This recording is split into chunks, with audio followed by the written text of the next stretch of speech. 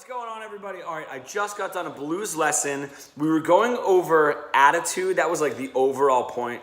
He kind of felt like his solos were just like a little bit bland. Didn't really know how to spice them up. So one of the cool things that we were going over was cutting notes short. Sounds silly, right? But it happens all over the genre. And if you're not like listening for those kind of subtleties, it can blow right by you and you're just kind of like learning these tabs and you're like, why the hell do I not sound like these guys? So taking a simple lick like,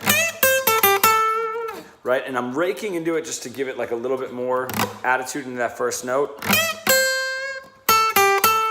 All we're doing, so I'm at my 10 on my E string, 10 bent up, but not all the way up. That's the other thing, is I'm not getting that full bend. I'm just doing that. That'll give it a little bit of attitude, not quite getting all the way up to that E right there. A little more of a subtle bend there. It's not a full bend. So those two bends do not match each other. All right, and then, you know, on my A, so I'm in my A pentatonic here. All right, so that is the lick. Super popular, nothing that you guys haven't heard before. But the little subtleties, that bend, now those two notes go right into each other and they kind of juxtapose a little bit because they're both bends, but they're both completely different bends. Now, if I take that second bend and instead of doing, I cut it off a little bit, leaving a little tiny bit of space between that second bend and coming into here, it's going to give it a little bit more. It just has a little bit more spark to it. And then what we were also going over were the end of phrases. So if I put something like this on,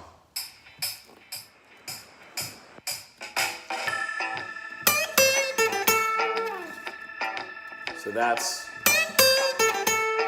now I'm going to cut that second note off, gives it a little bit more jump. But if I am ending each one of those notes right on the downbeat, if I take that away now, it's going to give it even more. So if I have that last note, cutting it off right in the middle, there's no rhythm. There's like almost like, not something that a student would think of. They're thinking like, you know, the note goes right up to either the next note or ends right on the beat. And it's amazing how that little subtlety can add that much attitude. It's being able to play around with rhythm. The very last thing that we went over that I do want to touch on this lesson, especially, is now that this groove is kind of set, is listen to tossing around this rhythm.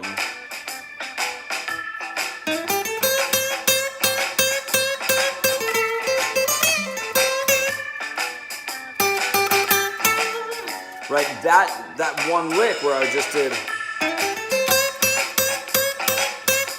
I'm not on rhythm at all. I know where that rhythm stands, and I'm bringing it really, really far back and kind of creating almost a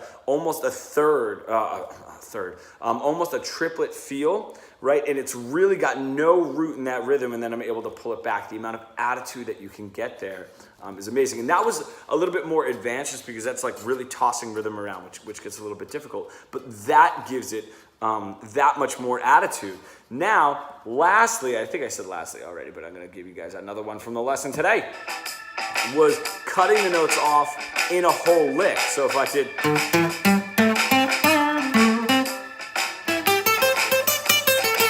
right, that kind of push and pull gives it that much more feel. So these are all things that you can really mess around with and just have them in your back pocket and know that your note choices in this instance, in this lesson especially, your note choices don't actually have to differ. It's really how you're playing them. So hope you guys dig it, and I will see you soon.